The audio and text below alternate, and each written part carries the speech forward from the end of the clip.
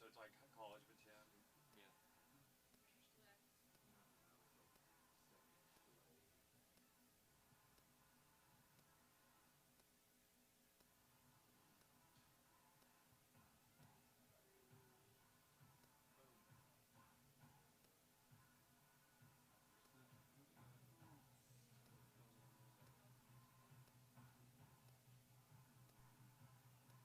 What's Brewin' is presented by Crown Trophy of Little Rock. Nationally known, locally owned. Crown Trophy of Little Rock is more than awards. They can customize apparel, uniforms, giftware, and more. Visit them online at crowntrophy.com and be sure to thank them for supporting PA Live.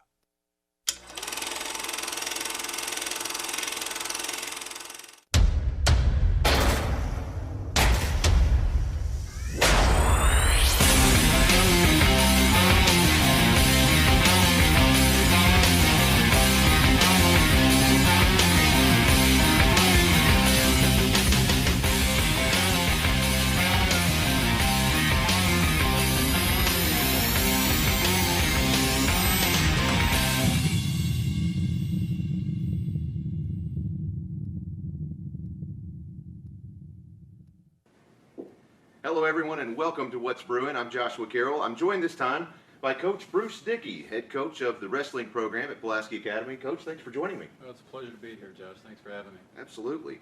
Well, Coach, last year the season ended on such a high note. The Bruins ended up taking the state championship. You've got to be proud of that accomplishment. Yeah, without question.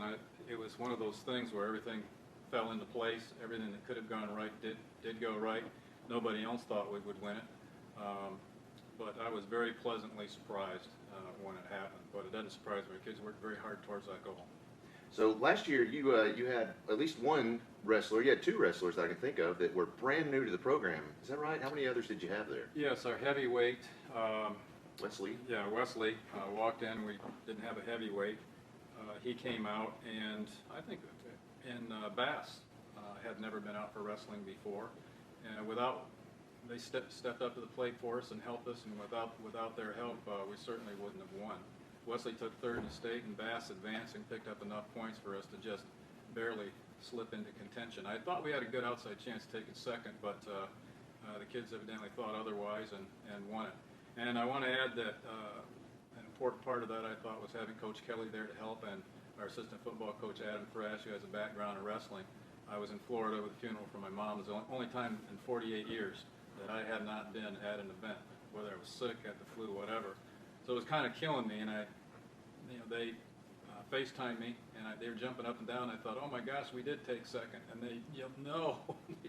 They pulled it off and got first, and I couldn't stop laughing for about 10 minutes, so it was pretty cool. That was a fun win. And so you had True Bass, Wes Coleman, Grant Swindle is brand new into the program. Grant as well, without doubt. I'm having a little mental thing here.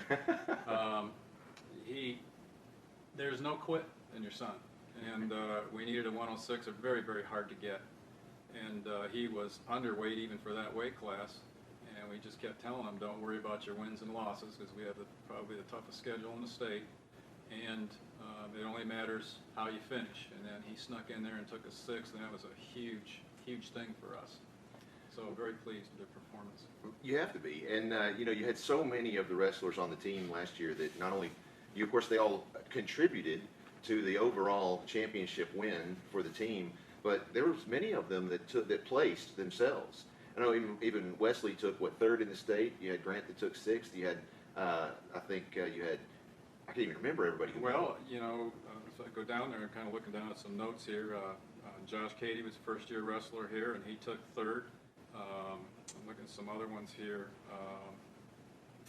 Of course, Andrew Hugg came back, and Johnson was back. Kammerling had been off for a period of time, and he came back and took sixth place for us.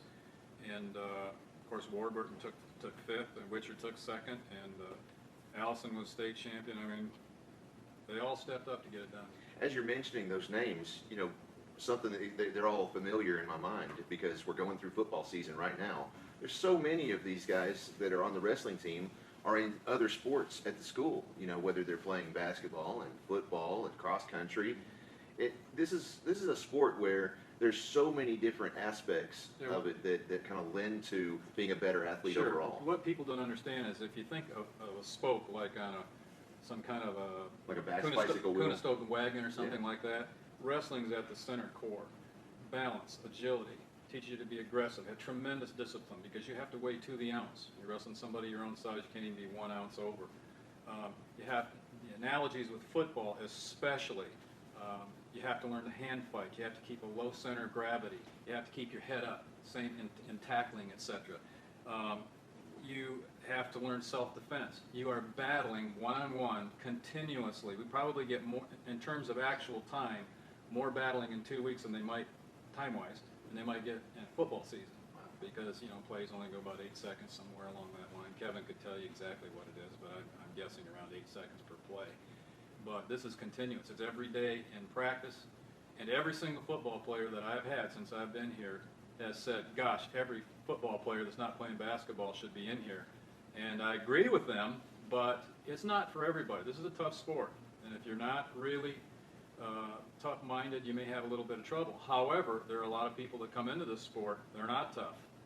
They are heavy, they are out of shape, they are pear-shaped, and I've had about, I was trying to count them over my 48-year career, I've had about 36 kids that have come in very heavy, very pear-shaped. By the time they're a senior and they take their shirt off, they've got 6 packs and they are built well. It just does so much for a young person.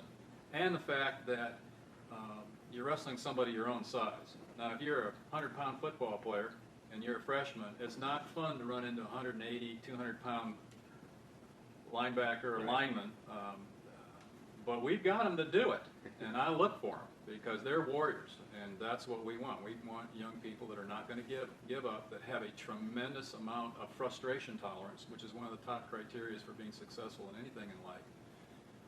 You have to have the ability, once you're knocked down, you lose, you got to rebound, you got to come right back again and let that go. And you learn to do that. You learn to function under pressure. And that transfers over in football. I just thought it was funny, ASIC's wrestling shoes just came out with something. They show this new wrestling shoe, and it says something to the effect that ASIC's has come out with a new wrestling shoe for off-season football conditioning. Teaches young people to stay low, keep their head up, tackle effectively, which is like our double leg takedowns and single leg takedowns, etc. Even some throws, snake moves and things like that are involved in wrestling. So there's a lot of situations where wrestling really does help football. And of course, that's one of my goals that I have anyways, to help our football program in that sense. Well, it's funny you mentioned that because as I go through the football season and I'm watching Fuda Shinkawa take down, make those tackles all season long, I'm recognizing, oh, there's a double leg, there's a high C, and so he's able to actually implement those same wrestling moves there on the football field, and you can tell it has an instant impact. Well, he's a great tackler, and he was an all-state player last year, as I remember correctly. He's so quick, it's just crazy. But it helps in tackling. For example, when you're wrestling, your opponent's moving around, we try to focus them to stay on the navel. You don't look at the large body parts. You don't look at head fakes, shoulder fakes, hand fakes, anything. You stay focused on there. Your opponent's not going to be able to get away from you. So think of runners, defensive players, where guys running and they get caught in a head fake, they fake them out left. If they're focusing on the navel area, the chances are if they break down in time, they are not going to get faked out. And they get that over and over and over again in wrestling, which helps in football as well. And I know one of the things that you really like to drive into the team is, repetition, nutrition, those other aspects of the game that really kind of, again, make them a well-rounded athlete overall. Mm-hmm. Well, nutrition is important. You are what you eat. Right. And if you want to be a champion, then you've got to eat like a champion. I went to a great clinic. Gosh, there was about 2,000 people there, and one of the main speakers was an exercise physiologist, and he went over the #1 criteria for success in anything. He says it's nutrition, nutrition, nutrition. Eat clean, learn which foods to avoid. You never have to be hungry if you do it correctly, and you just shed pounds of body fat that you don't need. One of the things sometimes football players and parents worry about shedding 15 pounds of fat, etc. The thing is that even after wrestling season, they'll gain that back in less than 3 weeks, if that's what they want to do. So it's really not that big an issue.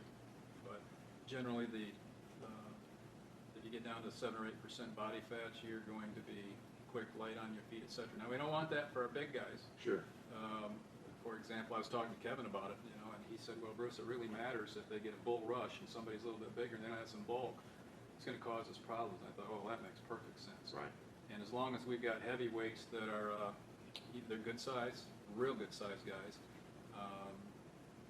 as long as they're effective, I don't encourage them to lose weight, that's for sure. Matter of fact, nobody has to lose any weight if they don't want to. Right. Another thing I do, which is unlike any other sports, or a lot of the other sports, not all of them, I don't ever cut anybody.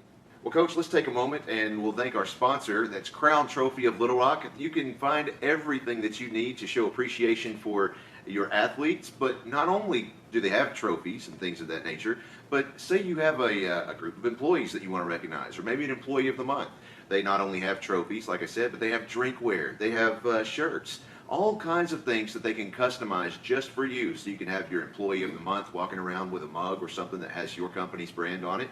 Everything that you might need. Check them out online at crowntrophy.com and select the location of Little Rock. They'll get you squared away. One more time, that's Crown Trophy of Little Rock at crowntrophy.com. Well, Coach, what do you have new in the program? I mean, you mentioned that there's a lot of the wrestlers that come in at the freshman level. Can they get started any younger than that now? Yeah, so we're one of the forerunners in the state. There's only a few other programs that have youth programs, but we're interested in having a combination of youth as well as junior high program. We're starting 5th, 6th, 7th, and 8th grade wrestling. We have uniforms for them. They will be representing our school. They will travel to a few meets during the week, not many, but most of them are in tournaments at the end of the week on weekends. There'll be probably at least 6 of them throughout the season.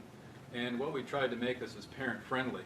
As soon as school is out, they will come over here to Rutherford, and I will be doing all the teaching sessions myself for 5th, 6th, 7th, and 8th grade. Includes girls if they're interested, because the AAA sanctioned wrestling for girls if they want. And the girls, for example, will wrestle the other girls, etc. If they want to wrestle, if the parents don't care if they wrestle boys, then I just want a parent permission slip that says it's okay, something along that nature. Which is not unusual, because No. we've had the girls' sanctioning of girls wrestling in the state has just happened this year. Yes, and there's about half to 2/3 of all the boys teams have already said they're going to have a team. And any girl that's in currently, that's involved in wrestling, they have to choose at the end of the year whether they want to go to the girls' state meet or go to the boys' state meet. And Holman, for us, probably needs to be in with the boys, because she can handle just about any boy at her weight class if No she gets kidding. down where she needs to be. I think I saw somewhere that Riley Holman is ranked nationally 15th among all the girls wrestlers. 15th to 17th, somewhere right in there, and she's already had offers for colleges, etc. I don't know what she plans on doing. Sure. Whatever she does is fine with me, but my job's just to coach her while she's in here as best I can. So girls are welcome if they want to as well. There has been some interest. We'll just kind of see where that goes. I'm sending out an email to all the parents, 5th, 6th, 7th, and 8th. Everyone will get it, and we'll talk about what we're doing, questions, etc. They can call me. My number is 501-517-3344, or they can get in touch with me at Bruce at HatcherAgency.com. If they have any questions, I'll get back and explain those things. Some of the younger kids are kind of worried about uniforms. We have singlets, uniforms for everybody, but they feel a little awkward getting in a singlet. They have the option of wearing shorts and a t-shirt type top that'll have to be purchased. The only other expense that would, if they choose to do that, if they don't, the singlets are there for them. They will have to buy headgear. They will have to buy a pair of shoes that are right in the $40 to $60 range. It's not an expensive sport, No. but that would be just about it. So parents don't have to come and wait in line and pick them up after school. All they have to do is come over here about 5 o'clock and pick them up one time. Pretty convenient. It is, and if some of the kids are involved in the Bluebird organization, which a lot of our kids have, that they wrestle on Tuesdays and Thursdays, and we're going to practice 4 days a week. I don't care if they go there, because I know the kind of instruction they're going to get in a different environment. It does, however, cost $100 a month to be involved in that. Right. But on the Mondays and the Wednesdays that are available, they need to be up here with me. And I think this is going to make a huge difference in our young people and keeping them very active and keep their strength, cardiovascular conditioning, and muscular endurance up, which will help them in anything that they decide to do. Well, Coach, as I understand it, we've got several wrestlers here, just about every member of the Katie family, and Grant Swindle as well. And let's get them on the mat. You can give us a quick Wrestling 101. What do you say? Okay, sounds good. So folks, now we're out here. We've got Joe Cady, Grant Swindle, and Coach, why don't you give us a little 101 for those who aren't familiar with wrestling at all. Go ahead. Okay, wrestling is a fairly simple thing. When you look down at the mat, there's a big circle in the middle, and then there's a larger circle on the outside if you look in. The idea in wrestling, once they actually start doing something, is they are supposed to wrestle. They start here in this little square. They'll, for example, have a little green thing that goes around them, Velcro, and one's green and one's red. We don't have them on them now, but we'll assume that you're green. They have to start on that line, and he steps on that line for the first period. Now, they start on their feet in the first period. We'll get into scoring and that afterwards. People have asked me, do they have to stay in a little circle? No, they just have to stay in the big circle. But they always have to be working toward the middle. In other words, if somebody's going to take somebody down, the other person cannot flee the mat outside the circle. They get penalized. So the referee will always say, move to the middle, move to the middle. And they got to come back toward the center. In other words, you can't run from somebody else. This is a sport that is aggressive, and it's not for the faint or the weak-hearted or the kid that's afraid, or gal that's afraid to fail. In this sport, 90% of everything you learn is by failure. All right? So there are 3 periods in wrestling. Guys, just relax for a second. There are 3 periods in wrestling. In high school, they're 2 minutes. In the lower levels, depending on what tournaments you go to, there are 3 periods of 1 minute, or depending on where you go, the periods are 1 minute and 30 seconds. There is very little time between the periods. But the first period, regardless of where you're at, they always start on their feet. So the start is, like I said, they get down, they get in a stance, they shake hands, and the referee will blow the whistle, and when that goes, they come after each other. All right? Now, let's assume that the clock is counted backwards from 2 minutes down to 0. Then the buzzer goes off, and everything stops. Then what the official does, you'll see them do it. They'll reach in their pocket, and they take out a little disc, and it's green on one side and red on the other, representing each one of the wrestlers. You'll flip it up in the air, it comes down, and if red or green gets it, if Joe's the green wrestler, he will look at him and say, it's your choice, what do you want? And what they get is a number of different choices. If the young man goes up, that means he can start on his feet in the second period. He can choose down. Show him what the down position is. That's the referee's position. Yeah, if they come back down, you have to get your knees behind the way, on the lines. You know how to do that. And hands on the line up there. And the referee will stand out here in the front and will simply say, bottom wrestler, all set. Notice that the other wrestler is standing right there. He can't touch him until the referee tells him. And he'll say, top, do not move on bottom. Top man, get on. This is the top position. All right? And what that is, right there, is if there's a capital letter L, runs right through here, past the knee, right to the feet, and goes across. So his back foot is back, the chin is on the chest, he comes in here, and by the time he comes around, show him, bring the arm up. The arm's the last thing that comes down. Comes around. About the time it touches the belly button, the referee blows the whistle, and they're after it. His job on bottom is to escape and get out or reverse him, and his job is to break him down and try to pin him. All right, let's just assume that it doesn't matter what the score is. Okay, stand back up. Second period's over with, we're into our third period. In the third period, since he got the choice before, well, one of the other choices that he could have made is he could have done that and deferred. He could have chose up, he could choose down, he could choose to be on top, as it just showed, or he can defer the decision to the other guy. That's part of the strategy that comes in. But now we're in the third period, and now the other wrestler is to choose what he wants. So let's show him the sign for being down. Okay, he wants down. Okay, he comes down. Bottom man, get ready. Don't move. Top man, get on. Boom. The whistle is blown and away they go. Now the number one goal in wrestling is to pin your man. Every match doesn't go 6 minutes, or in the lower levels, 3 minutes. The goal is to dominate your opponent and turn him over on his back such that both of your shoulder blades touch for a count of 1001. When that happens, the referee will slap them. It's over. Lane Hatcher one time pinned a kid in 9 seconds. Shot down, picked him up, turned him around, put him down, and he was done. Match is over with. And that's 6 points that you get for your team if you're in a dual meet, one team against another.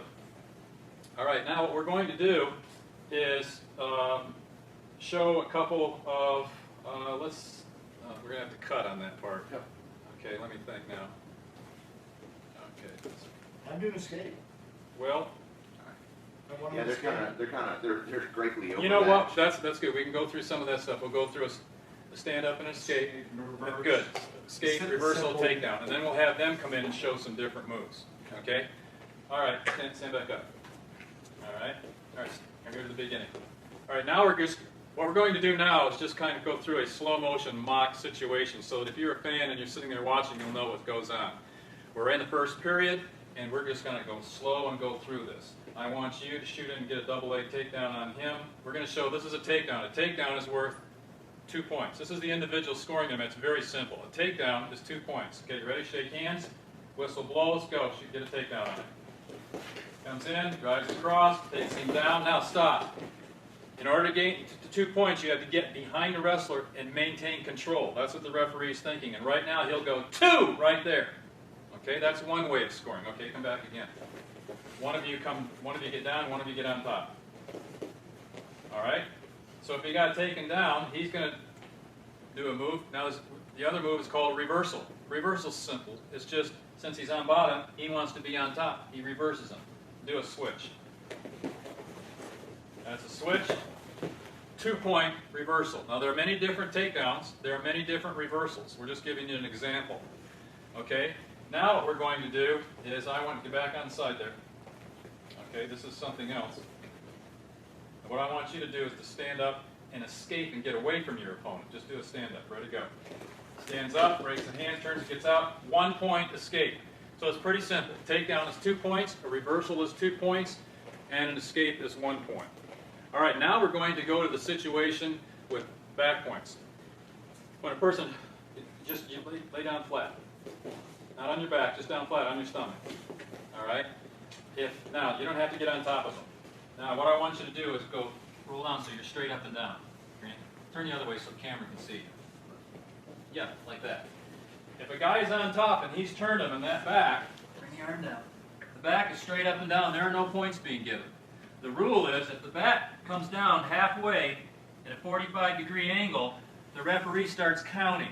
This is where you get back points. And you'll see the referee go 1,001, 2, 3, 4, 5. If he gets into a 5 count for 5 seconds, he'll go 3! Back points for the bottom wrestler. Has to go to a 5 count. Now, if he's backed up like this, he comes back down and you get a 1 count and he rolls back out, you don't get any points because you have to get at least two counts, 2 seconds. 1,001, 1,002 and he rolls out, that's 2 points for a back point. Now people often say, well, he had him for a 4 count and rolled out. Remember what I just said, it has to be a 5 count to get 3 points. Okay? Now put a half Nelson in on him. Start to slowly turn him over. You're going to have to get on this side, Joe. Start to turn him, go slow. Here it comes, stop. There's no points yet. Go down a little bit more, halfway. 1,000, he's counting. You go to 5, and that's 3 points. Now if he's sink it in deep, don't let him pin you yet. He fights not to get pinned. If Joe can get him down and that touches, go ahead, touch both. 1,001, hits the mat, it's all over. Pinners, kids that go in and are really good at pinning, you get twice as many team points to pin somebody as you do to just win like 5-3 or something like that. So it really matters to learn pinning combinations. And basically, you know, that's it. Now there are 2 different types of wrestling, and we do dual meets. It's like having 14 chairs across a mat, and 14, because there's 14 different weight classes, starting from 106 and ending at 285. The 106s will come out, shake hands, they wrestle first. And when their individual match is over, if Joe wins 6-1, we just got 3 team points. So it comes up 3, it scores 3-0. The next weights come out, and they go all the way through to the end, and whoever has the biggest score wins the dual meet. A couple years ago, we were 37-4, I think, on the season. And I believe that's a state record. Somebody told me it was, but I can't verify that. The other type of wrestling is we go to a tournament, and you might have 60 teams in it, and you might have, more realistically, 16 to 18 teams in high school. And you will come up and there'll be charts up on the wall for each weight class. The lowest one is 106, and you'll go up and there'll be 16 kids in there, and they'll see the top 4, sometimes the top 6, to give them, they're the better wrestlers and have the best chance to advance, and they continue to wrestle. And that's what it's like at our state tournament at the end of the year. our program, we don't care about the dual meets, the dual meet losses or anything else. Our motto is good isn't good enough if better is possible.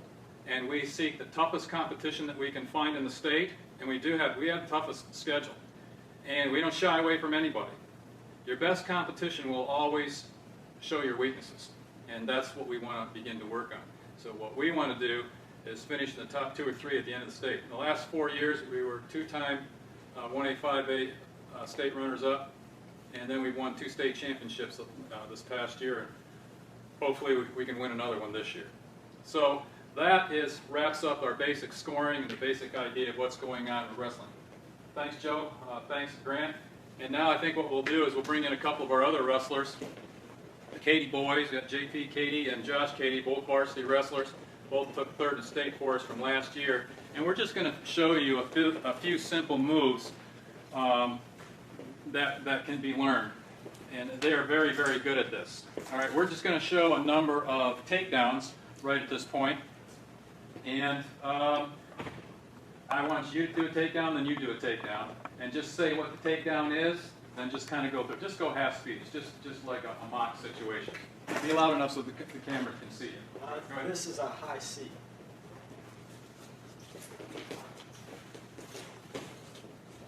There it is. Nice takedown. Okay, jump right back up. Come back over into the middle. Right in the middle. Tell them what you're going to do. A low single. Low single. Okay, Josh. It's a double leg. Double leg. Okay. Go ahead and single leg.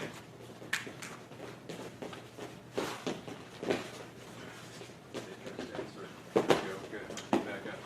All right. Now what we'll do is we'll come into we'll show the escape again, just from a simple stand-up. One of you down, doesn't matter who does it. You guys know all this stuff real well.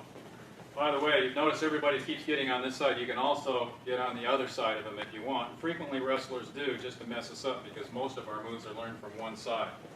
Okay? Just tell them what you're going to do. Just regular stand-up.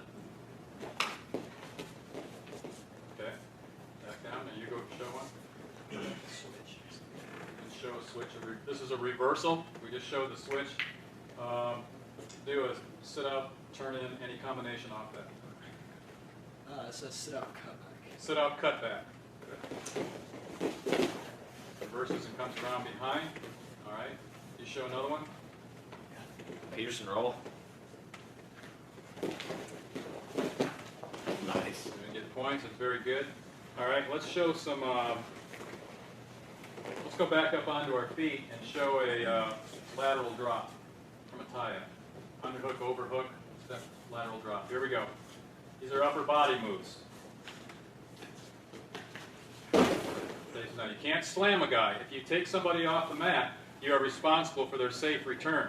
And if you slam and that kid screams, even if he's not hurt, you're going to get disqualified. It's the same as if you got pinned. There are others. Do you know Japanese wizard? You don't know that? What else can you do from top on? Throws, anything like that? Let's go to a front headlock. Yeah, start right up on your feet. This is a front headlock. There's about 6 ways to pin somebody once you get these. Go ahead. Good. I don't care what you decide to do. Snap it down. Front headlock. This is a snake. Turn them over. There are 6 different ways to pin somebody off that, at least, that we use and that we teach. All right, now let's show some pinning combinations.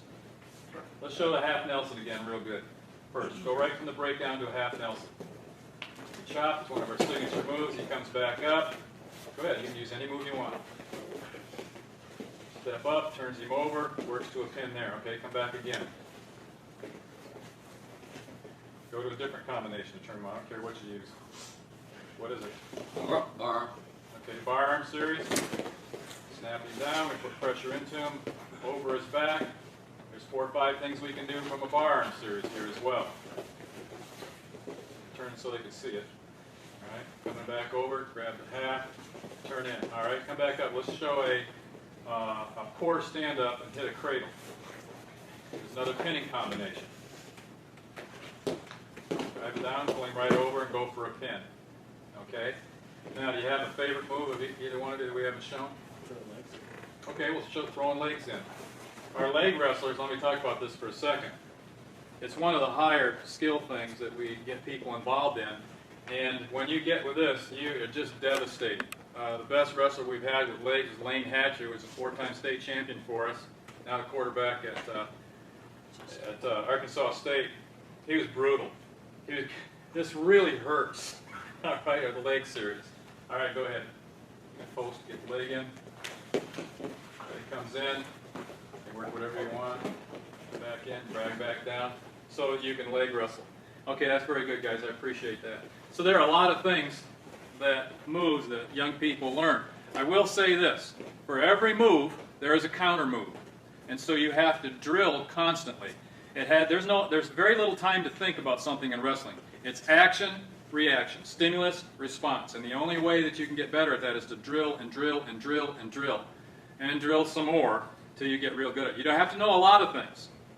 We've had some wrestlers that only know 4 or 5 things, and nobody in the state can stop them. They're so good at it. So, All right, well, Coach, that pretty much does it. I think I've seen enough. Let's give it a try. I'm ready. Come on. No, I'm just kidding. No, you Got to heard check me see if about he's that. got insurance first. Well, Coach, thanks so much for doing this. Thank you And for your time. I'd like to Appreciate it. thank all of the entire Katie family and Grant for being out here today. And, well, that's it for this episode. We'll see you next time. This has been What's Brewing.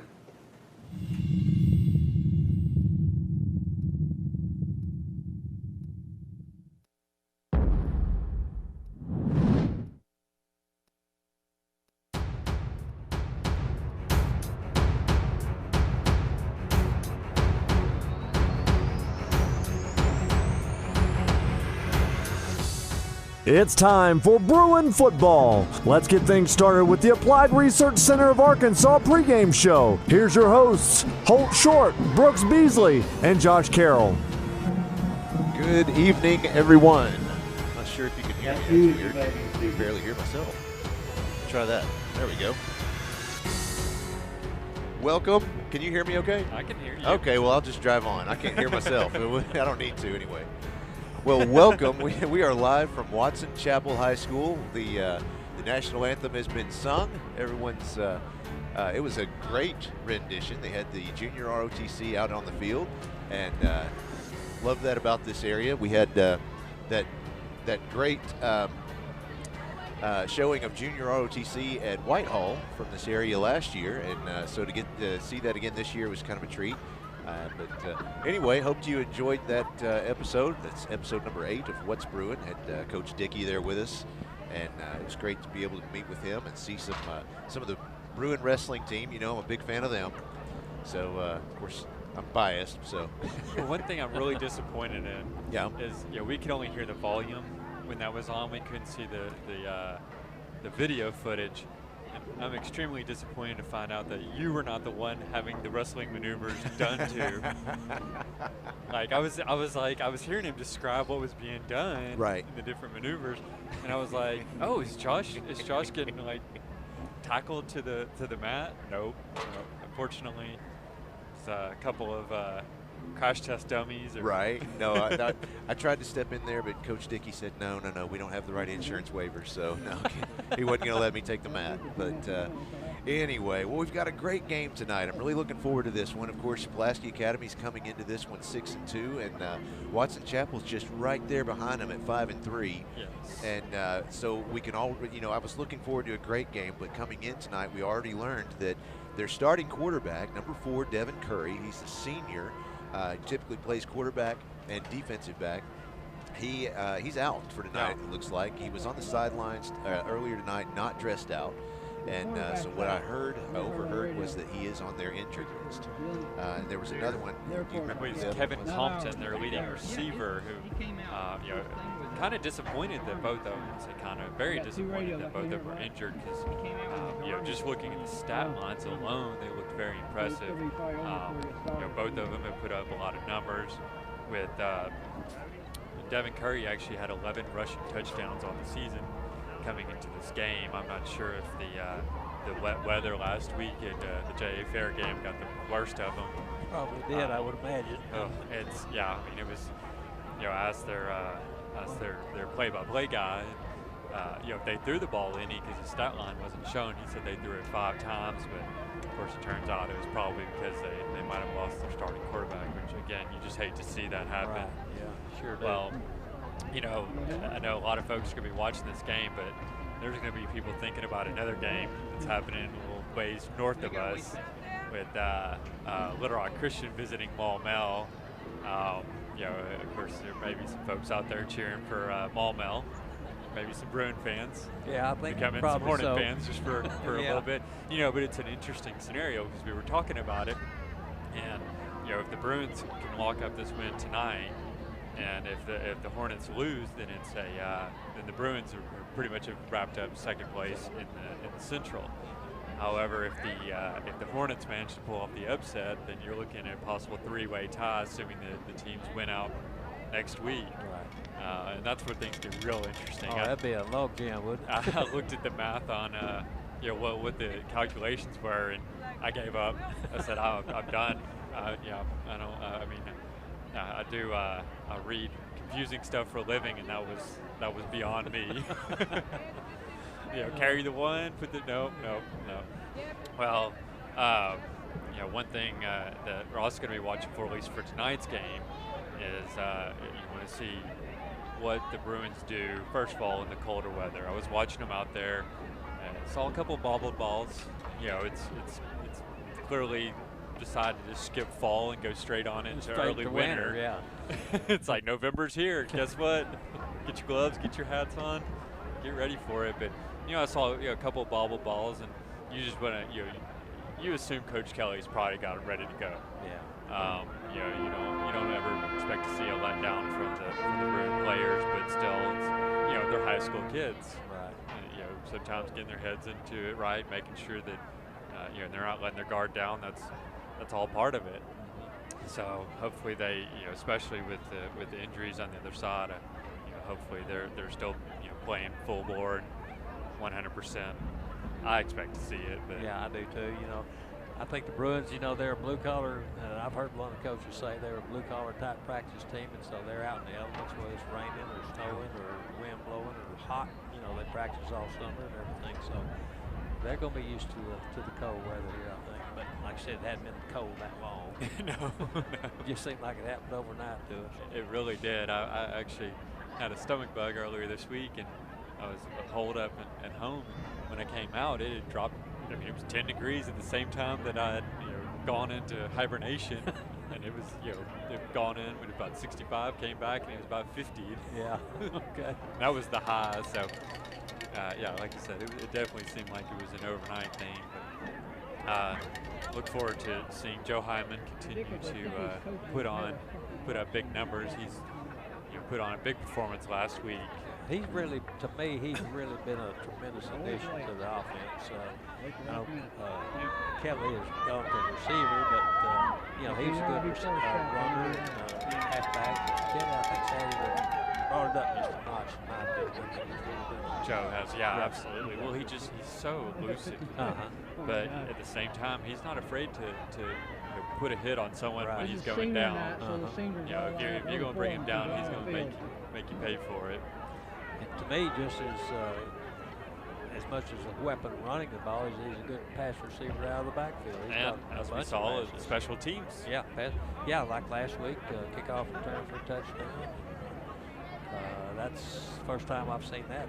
Well, I think all the time that I've been with the Bruins, that's the first time I've seen that happen. So that was exciting to see. I don't know exactly how long it was. I was doing something else, but I think it was 70-something yards, 73. Okay. Yeah. It was a lot. Yeah, it was plenty. It was plenty. Well, and as we're trying to get working on a scoreboard for you all, so you can see what the time left is, so you don't have to rely on us to do it, as well as, of course, the score, and then.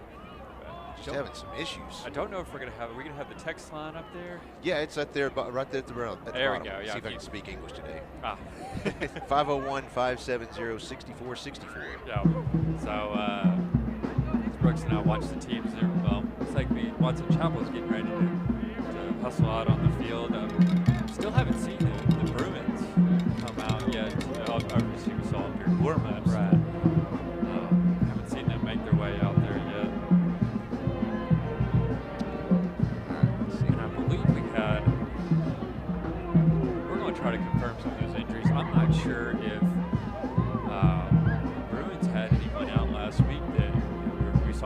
Shaw was out the week before, but he was back in playing shape last week and I think made a catch. And then we had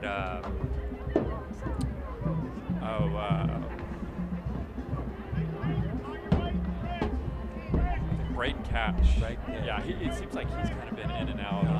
He's been fighting foot issues, and I think Merritt Jones is kind of on the same boat. They've both just kind of been in and out. But as far as we're aware, they're going to be out in the field playing tonight. The other thing we're going to see tonight, at least on the sidelines, is the freshmen. The junior varsity team has wrapped up their season, and they are going to be out there. They're going to be on the sidelines. So if you see some unfamiliar numbers, at least lurking, yeah, that is who it is. We'll see if we can figure them out. Speaking of figuring out, it's going to be difficult for us tonight with these unis. We see the Bruins come out there. They are in their all whites with the gold helmets. What is it? All whites. White tops, white bottoms, gold covers. Yeah. And they've got gold numerals, which are very hard to see, and a lot of them are wearing the white leggings. So yep. They're white from shoulder to foot, white shoes, so they're totally white. Somebody's excited about the Star Wars movie coming out. Has little stormtrooper uniforms. Yeah. We have to have white helmets, they would be, just about. But yeah. I think. Well, one other thing that happened last week was, I believe, and I need to check my stats here, but I believe that Clay James, did he have the interception? Or was it Trent Sawyer? They were tied for 4 interceptions. I am not sure about and that. One of them took the lead in 5A total interceptions for the season. I'm going to get that number for you right quick. Okay. So what other games are there tonight that I know you and I were discussing it earlier? There's a possible first-round opponent coming out of the South. The South is just a mess, isn't it? Yeah, it's it is. It's a total mess. Let's see if see we can here. get that. I believe it was Hot Springs and Hot Springs Lakeside. They're both kind of at the top of there in the South. Of course, that's a big rivalry for the two of them. Yeah, they play next week, which should be it'll probably decide who's the winner in that conference. Let's see what you got. Let's see. Here's the west part that we have. Tonight's game, Harrison's at Huntsville and Bologna's at Clarksville. Greenbrier at Alma, and then Farmington at Marlton. Yep. And then in the east we have Valley View, which is 8-0 in overall and 5-0 in conference. In the east, they play Nettleton tonight. And Forest City and Wynn, which is always a big rivalry. I've got a cousin who lives in Forest City, and that's where my dad grew up. But they're not but about, 10 to 15 miles apart, so that's always a big rivalry there. But they play tonight. And both of those teams are 4-1 in the East. So one of them's going to go to 5-1, one's going to go to 4-2 tonight. And then we have Batesville at Greene County Tech's the other top team, I guess, in the other game in that division. That division. Yep. Okay. And then there's this. We've already talked about the Central. Yeah. Yeah, the south part we have McClellan's at Hot Springs Lakeside, Hope's at Texarkana, and Hot Springs at Camden Fairview. But leading that side of the division is Hot Springs Lakeside, and Hot Springs, like I said, they're both 4-1, and they play next week. So if they win out tonight, both of them, well, that'll be a deciding factor next week. Who wins that? Well, so first. we won't know. The second team in the Central would be playing the third team in the South. So, but we wouldn't know who that be till the final second ticks off the clock in next week's games. Well, so I found it. It was Clay James. He's tied for the total interceptions in the Class 5A with 5, with Nick Lewis, who's a senior for Bologna. Trent Sawyer is tied. It's a 4-way tie with several other players hot on his heels with 4 interceptions. Now, you know they're going to be looking to take advantage of a inexperienced quarterback tonight, although I don't expect to see a whole lot of passing from the Wildcats, since they did lose their starting quarterback for the evening. So the teams are ready to take the field. Looks like the Bruins are going to kick it off.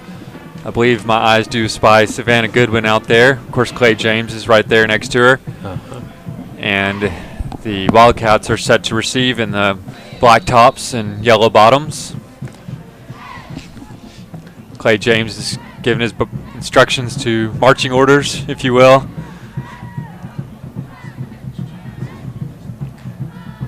And we are about to set to kick off here at Watson Chapel Stadium.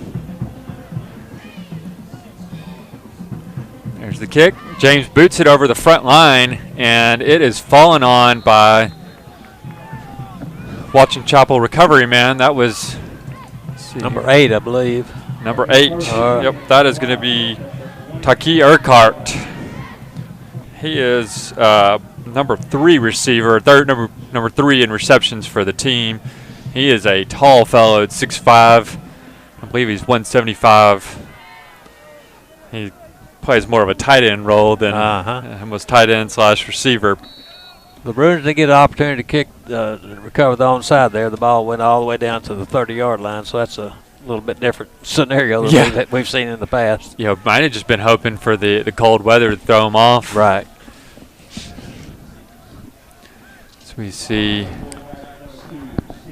number 14 sprint to the sidelines for the Wildcats. See if we can see who's taking the snap for him. And there's a snap. The pitch is to the running back, right side. He finds the running room for about 5 yards.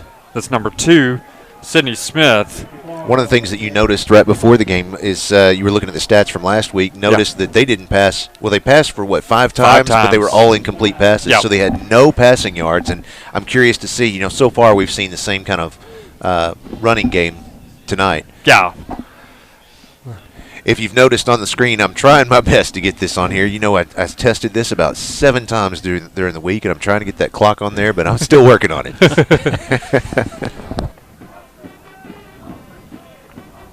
So Brooks, you said that was Sidney Smith taking the snaps. All right. He got the pitch from the. That was he pitched it. That was number 2, Sidney Smith.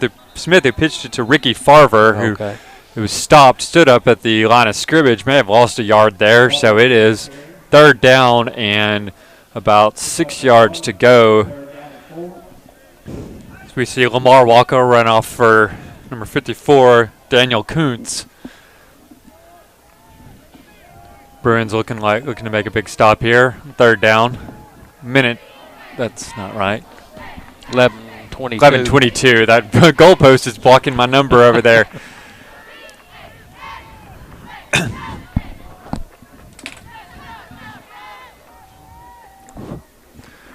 And there's the snap, and the pitch is not a good one at number 10, who just falls on it. I don't know if he knew the ball was coming to him. That was Jonathan Walker. And there we see a bit of an experience on the under center for the Watson Chapel Wildcats, is clearly frustrated with that play of events, looking to the sidelines to see what the coach wants to do. It's going to bring up a 4th and 10 for the Wildcats. Yep, Nathan Box is their punter. I do not see him running out there. It looks like the Wildcats are just going to go for it here. We're here in the early part of the game here. Score is 0-0. Yep. 10 minutes, 29 seconds left on the game clock. Watson Chapel is going to go for it. 4th and 10 here. And we got a timeout. Wildcats coach wasn't sure what he wanted to do there. Went ahead and called that timeout. While they take a timeout, I'd like to go ahead and mention my grandmother is a Watson Chapel graduate. Okay. Yeah, she we lost her a couple of years back, but yep, she is a native of these. Native of Jefferson County, right? Yep. Okay. Yep. What year did she graduate? Oh, do you know? Oh goodness. Way you're back asking me to do math again. Way back there, right? Oh my goodness. Yeah, that's gonna be. Whew. 20, sometime in the 50s or 60s. 30s, 40s. Oh, okay. Yeah, yeah. Yeah, okay, yeah. All right, so we got it figured out now. Let's see who the Wildcats send out there. Let's see what they're going to do with the ball.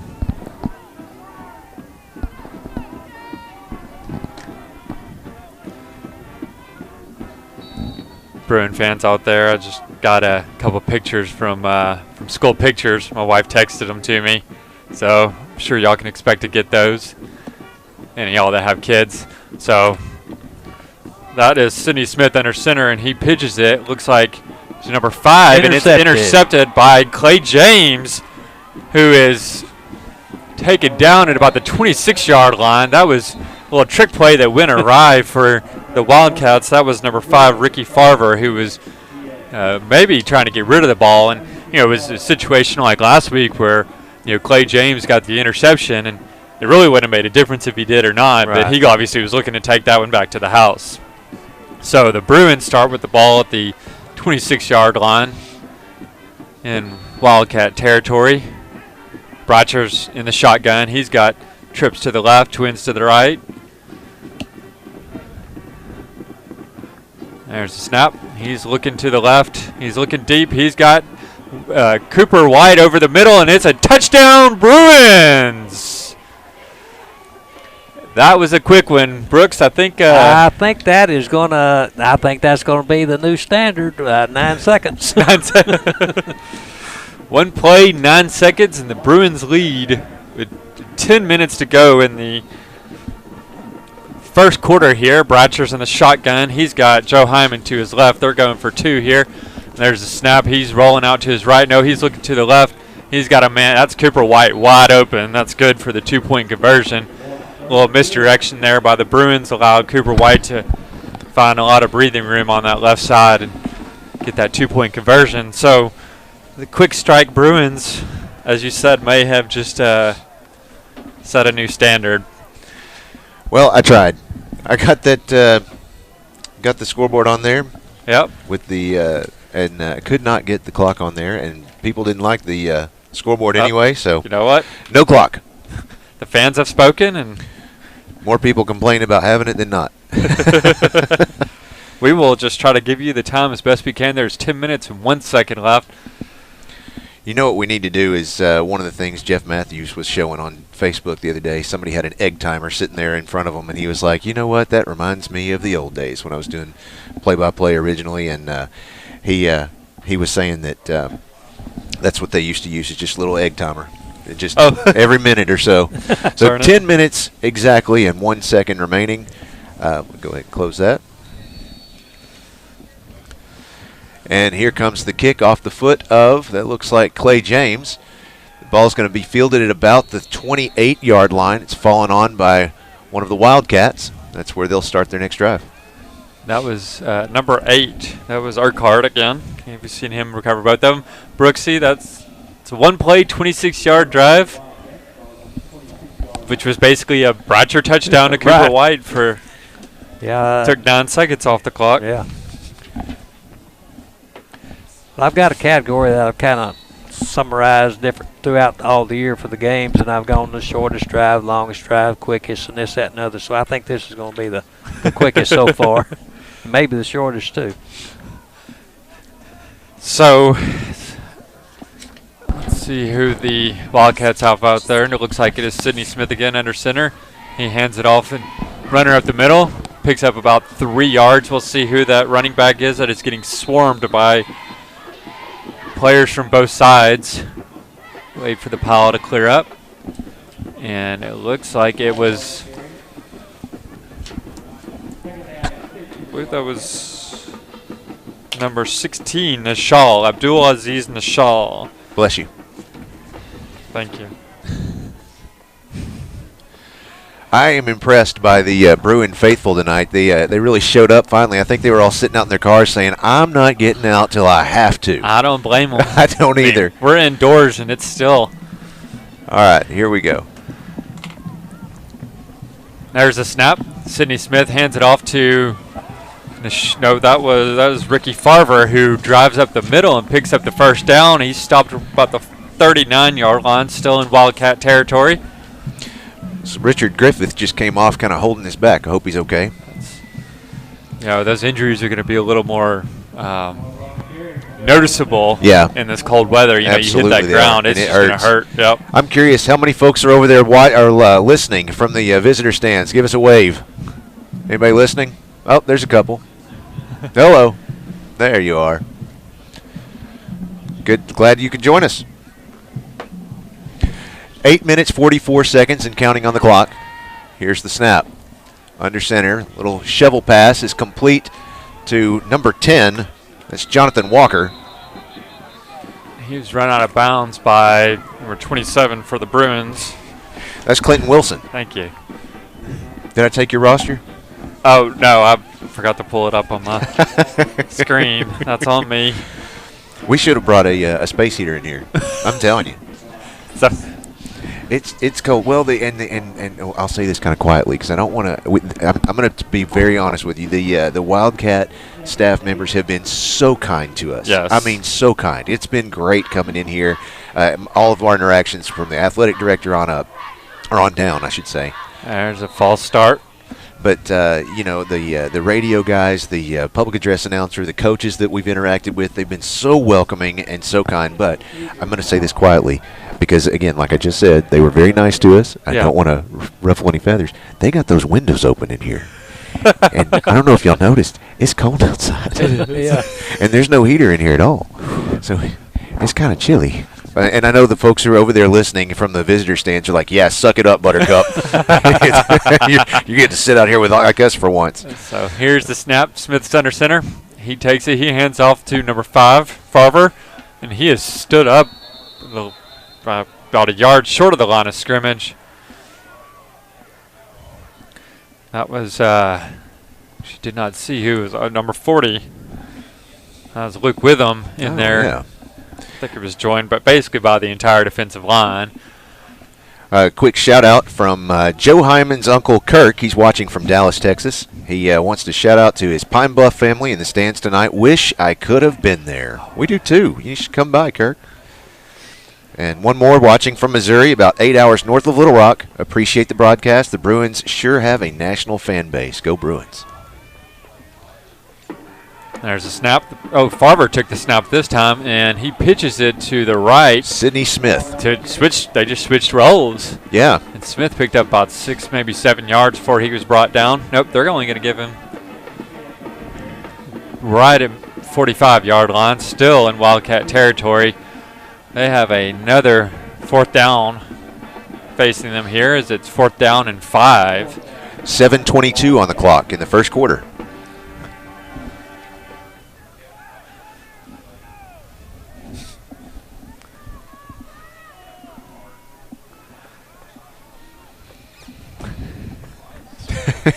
We're all arm in arm up here, just kind of snuggling in as close as we can. There's the snap. Little shovel pass again. Looks like that one again went to number 10. I think that's Jonathan Walker. Yep. And the Bruins are going to hit him hard. Doesn't look like he picked up, but maybe a yard. Yep. So there's going to turn over on downs. That was Matthew Hugg and Luke Witham. It was basically the defensive line are going to get a workout tonight. It looks like I can't imagine Watson Chapel's going to do any passing between the cold weather and missing a starting quarterback. Chain's got to get it figured out across the way, though. They are not ready for this hurry-up Bruin offense. No, here we go. Maybe they are, and they're doing it on purpose. We've seen that before. Oh.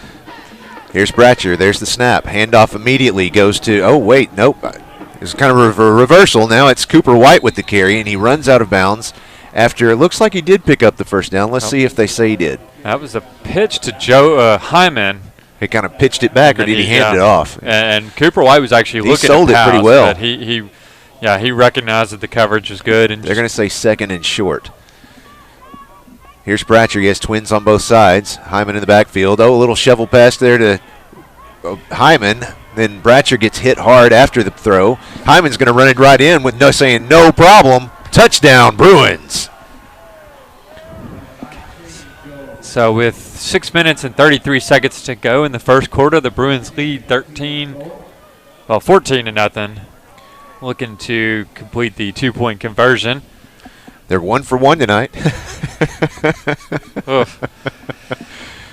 it took a little misdirection, but so Bratcher's along with the shotgun. He's got Hyman in motion, pitches it to That's Cooper White. It's Cooper White, and it's good. No, that is not. That's Jaden Kelly. Is it? Yep. Oh, you're right, 21. It looked like a 25. We were talking about before the game how these numbers kind of are hard to see under the Friday night lights. You've got white uniforms, white shirts, and white pants with shiny gold numbers. We have to wait how many years until that's? 2 years.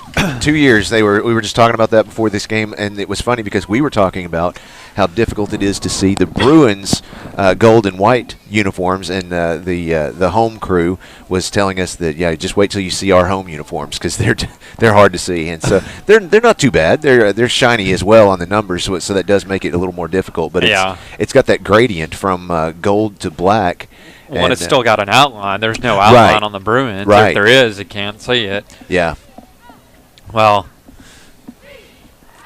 on that touchdown pass, that was technically a pass. It was a pitch forward, but Bratcher clearly sold the screenplay, and as you said, took a bit of a lick for his hard work.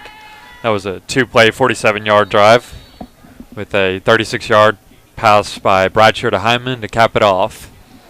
Here's Savannah Goodwin with the kickoff. She's got the ball laying on its belly, spins round and round and round, and it goes. That's funny. I've never seen her kick it quite that far.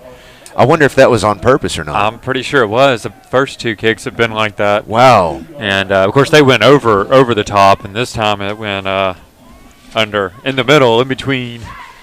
Now, I didn't get a chance to go down on the field before the game, and I should have, but is this turf or is this grass? It's got to be turf. It's turf. Yeah, turf. With the way that it's painted so well, it has to be turf. It looks beautiful. So while you were figuring out the scoreboard thing, Clay James took the lead in total interceptions for the year for Class 5A. Nice. 6. Nice. Yep.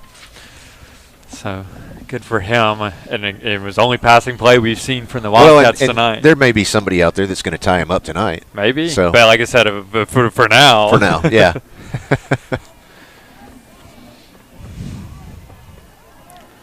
All right, and there's the signal from the – why is the referee still having to tell him start the clock, start the clock, start the clock?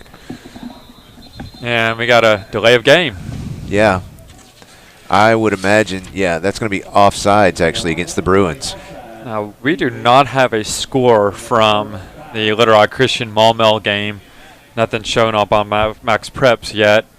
If anyone wants to can inform us or fill us in on what might be happening there. Now, wait a minute. Oh, they said offs. Yeah, offsides against the Bruins. Huh.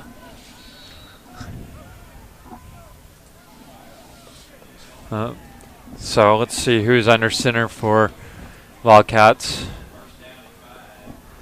There's the handoff, and he is stopped at the line of scrimmage again by a swarm of Bruins. Matthew Hugg in there. It looks like the Little Rock Christian is leading 7-0 over Maumelle, yeah. In the first quarter still. Still early in the evening there.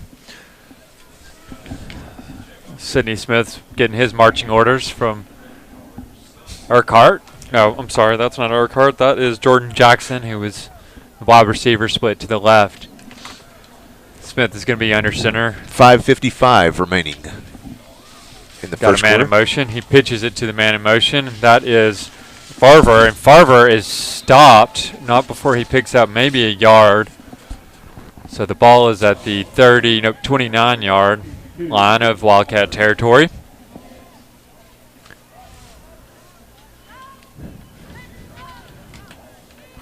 The Wildcats are not in any hurry to get out there and get the play underway. Sidney Smith's going to be under center. Once again, he's got Brooks, what is that formation called? I know there's a name for it. What they're in now? Yeah. Kind of the wing T, I think. That's what I was thinking. But there's the snap. Smith is passing and is blocked by Trent Sawyer, and looks like Luke Witham got a fingertip in there. I'm sorry, that wasn't Luke Witham. That was Layton Smith got a fingertip in there. I saw 0, but I was wondering why Luke Witham was playing at the linebacker spot. No, that was Layton Smith.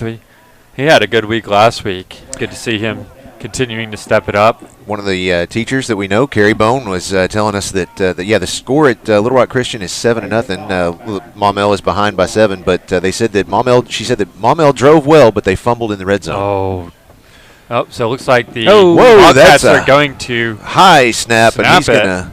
But the Bruins Whoa, and then he's going to just try and kick it putting anyway. pressure and kicks it out of bounds to the 20. Yeah. Say 28, 20-ish. 7-yard line. Carrie says that they're watching both games at once from the warmth of her living room. Oh, come on now. Keep that fire going. Don't. Next thing you know, there you go. There's she's going a to tell us that they're eating Halloween candy too. At least the Bruins game is on the big screen. she's got the Little Rock Christian game on the tiny laptop. There you go. There you go. Well, thank you for watching. Thanks, Carrie. What At least she didn't send us a picture of the fireplace roaring. Yet. Right. So with 5 minutes to go in the first quarter, the Bruins lead 16-0. They are going to start off with the ball at the 29-yard line is where they put it. Bruffett is out there next to Bratcher. Now they're going to rush out there, and looks like delay of game on that one. Yeah. Yep. We need to thank our our pregame sponsor. Absolutely. That's let me look it up because I know who it is. It's the Applied Research Center of Arkansas. They're located just down the street from PA, and I'll tell you a little bit about them here in just a minute. There's the snap to, that's not Bratcher.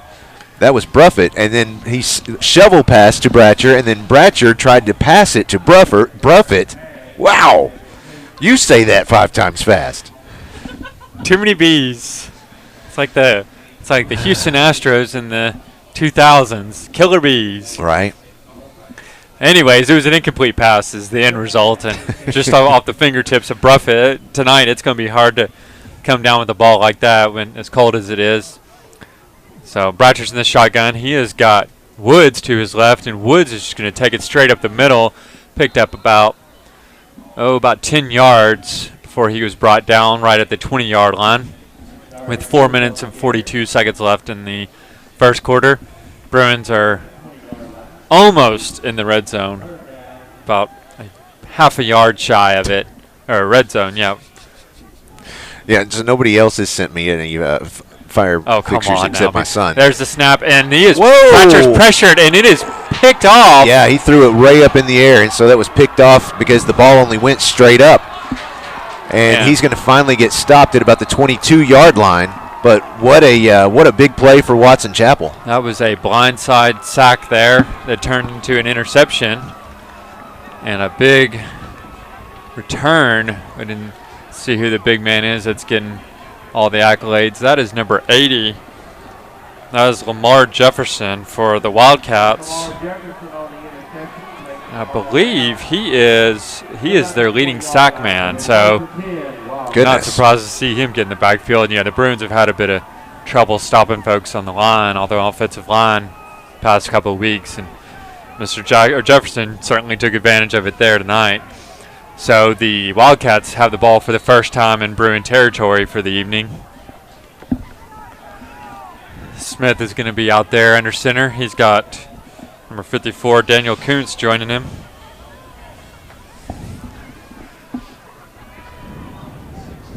Looks like he has a single receiver on either end and one tailback. And the shovel pass goes to the tailback running around the left side of the field, and he's going to be dropped for a loss of about a yard, maybe a yard and a half. You know, Farver, that's the tailback, and I mean, honestly, he just looks so big. It's like it's hard not to, it's easy to find him. It seems like I don't know how tall he is, but he looks like he's just so much taller than his teammates that the Bruins are having an easy time just seeing where he's going on the field. So now he's under center. Farver's under center. Smith's behind him. They're kind of trading turns here. He's got a man split wide on either side, barely. We got some motion on the front line. The Bruins are saying he moved. Well, I've been curious because I haven't seen Thomas Vaughn or Dylan Allison out there just yet. Let's go to the sidelines. Will Graves is down there. Do you have any update on where we might see those two? Yeah, guys, I got a couple updates for you.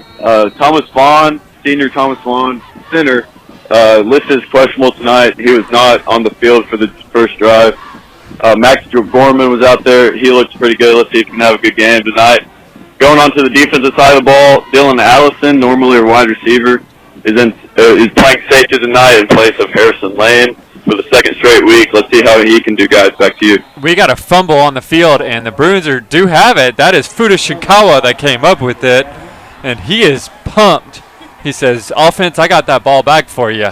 Wow. Go do something with it.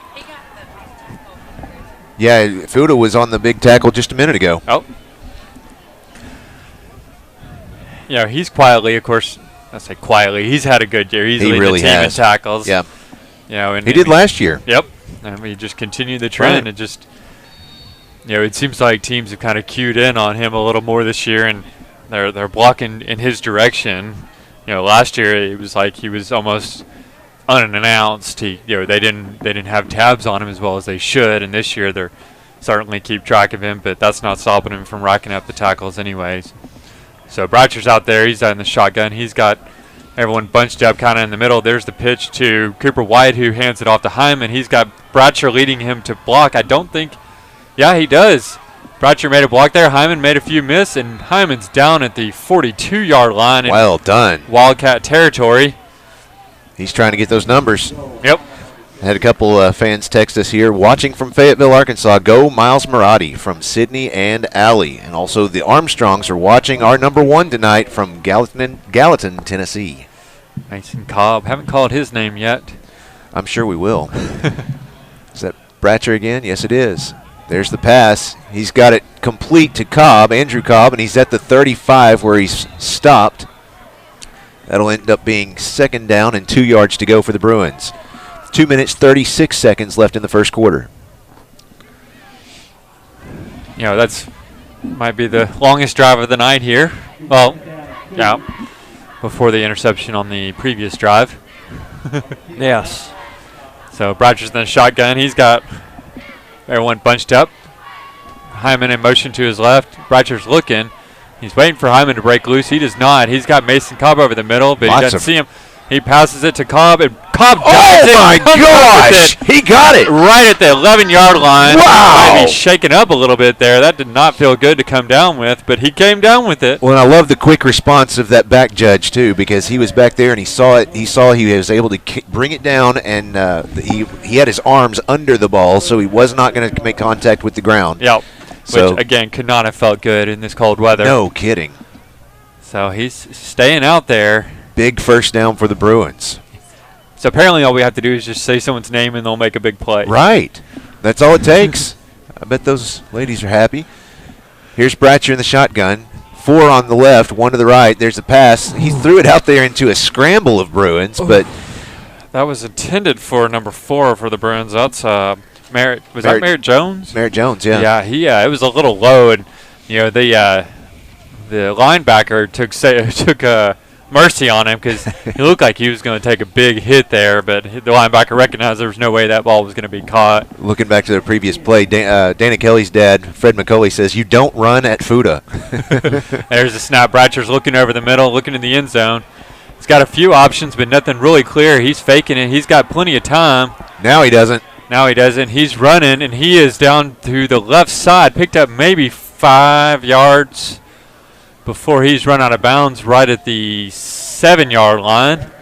So I tell you, the offensive line has really picked up their game tonight and giving the quarterback plenty of time to see what these options are and make the play. Yep. It seems in the past few weeks we've seen that they really haven't been able to hold it as well, and they're doing a killer job of it tonight. Except that one play. Except for that one play. Here's Bratcher once again. He has, again, 4 receivers lined up the left, 1 to the right. This time he hands off to, was that 21? Jaden Kelly. There you go. Touchdown, Bruins. Nicely done. Making it look easy with a little diving onto his side there. You know, I do think I do. I think I see Thomas Vaughn out there. Yep, he is out there. He's under center, number 61. Or he is center. What's up? He is center. You said he's under center. I'm sorry. I'm so used to saying he is the center. T-Bone, I don't think he's ever been under center. No, I think one play maybe. Maybe so. Maybe a senior play. I wouldn't be surprised. That would be interesting. There's the snap. The kick is up. And it's it good. is good. Nice. Bruins lead 23-0 with 1:28 left in the first quarter here. Well, let's thank some more of our sponsors, shall we? We've got just a second here. Today's game is presented by Arkansas Family Dental. They provide gentle sedation dentistry and offer a wide variety of services, including orthodontics, cosmetic dentistry, Botox, derma fillers, and will soon be offering sleep apnea treatment. Come see us today. We treat our patients like family. ArkansasFamilyDental.com. So up in Maumelle, the score stays the same, 7-0. 8 minutes, 18 seconds left in the second quarter. I did not expect to see a defensive game there. I think last year they were up in the 60s and 70s with the final score. Right. So. So based on that, what's your over/under for the final score on that? I'm not doing it. Yeah, no, you're gonna go there, huh? I'm gonna go 20. I would absolutely take that. Okay. 20. Don't ever go to Vegas. There's the kick, and it is a. Oh, they got it! They got it! Bruins have fallen on it. It Yes, looks like they did. Bruin, Fuda, and Mason Cobb, and was that Cooper That's White? Cooper White who came out with the ball. Nicely done, Cooper White. So that last drive was a 6-play, 72-yard drive, finished off by a 7-yard touchdown run by Jaden Kelly that took 1 minute and 35 seconds off the clock. So with 1 minute 28 seconds left in the first quarter, the Bruins have the ball at the 48-yard line of Wildcat territory. Bratcher's in the shotgun. He's got, I presume, it's Hyman to his left. There's a snap, and he's going to keep it. Nope, he's going to pitch it, and that is Caleb Nichols, who looks like he got run out of bounds not before he picked up about 4 yards. So they're going to say it was 3-yard run to the left side. 2nd down and 7. Bruins looking to hurry it up, as is their usual MO. Yep. Modus operandi. There's a snap, and the throw is a deep one, too. Nicely done. That is Jaden Witcher. That's Jalen Witcher. Witcher. Yeah. That is a touchdown, Bruins. Just back to back. Well, Can you keep up tonight there, Brooksy? I got it so far. So basically, they sent quite a few people, they being the Wildcats, sent quite a few rushers, and Bratcher just had to launch the ball into orbit before he took a hit, and Jalen Witcher was there to come down with it and take it into the end zone. Here comes the extra point attempt. And it looks like maybe the defense jumped, but maybe not. They've got it good. Good. It's kick is up is good. It is 30-0 with 1 minute 14 remaining in the first quarter. Quick message here from David Halsell's grandparents. They say Yaya and Pop Pop are watching our grandson from the warmth of our house. Go Bruins. That's the best way to do it right there.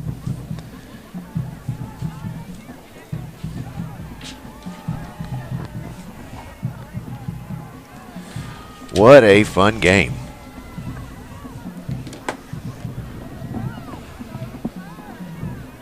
cold. Cold. Fun. Yeah. What is the temperature? Let's see. It is. Got my watch to wake up here. Now all my notifications show up. 47 degrees currently. I don't believe that. It's a nice breeze out there, though. It's about 27 here in the press box. Do we have a flag? The flags on the goalposts aren't moving. They're not moving at all, so I guess it was breezy earlier, but I guess not anymore. 2-play, 47-yard drive, 44-yard touchdown launched pass by Braden Bratcher to Jalen Witcher. I mean, that thing went into orbit. Thank you, Brooks. Good. Here's Clay James out to kick off, back to the Wildcats. And he has it, looks like it's kind of on a tee, but it's laying sideways. Let's see what happens here. Another worm burner down to the 20. It's inside the 15 and finally fielded at about the 13-yard line. Well, this is senior night for the Wildcats, and one thing that's kind of neat down there, see the cheerleaders, God bless them, out there still doing their best in this weather. The senior cheerleaders have little sashes. Oh, yeah. Nice. Identify them as seniors, so that's really neat. Speaking of cheerleaders, the cheer sponsor, Lynn Schuster, is going to join us at halftime. We're going to talk to her about the upcoming homecoming festivities, as well as what was the other? Senior night? Senior night. A little bit about senior night. Yeah, so we've got both at the same night. Yeah. Nice. She of course has a senior, so I wonder if we it might get a little emotional up here. Oh, tears might freeze.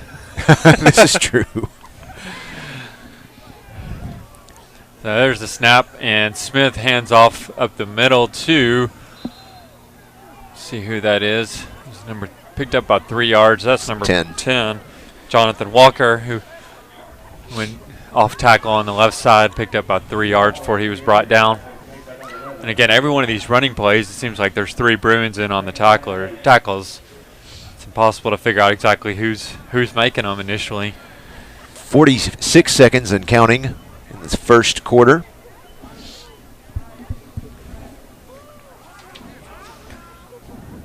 Like Smith's going to be under center again. He's got that T-wing formation, whatever you want to call it. No, that was not Smith. That was Smith. So who did he pitch it to?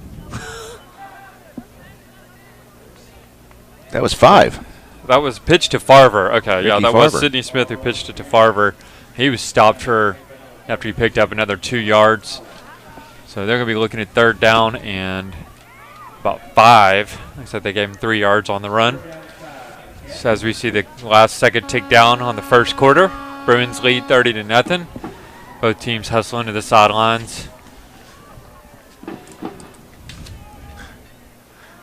See if we can find the absolute craziest fan out here wearing short sleeves. Right. Well, earlier I saw one of the Wildcat. I'm trying to think the track and field team members. They were out there wearing short sleeves and shorts, both. I mean, were they like running or? I guess they were before the game, but I just thought it was crazy. She was out here just in that alone. Goodness gracious. Maybe we need to put Will on that. Right. See if he can go interview someone.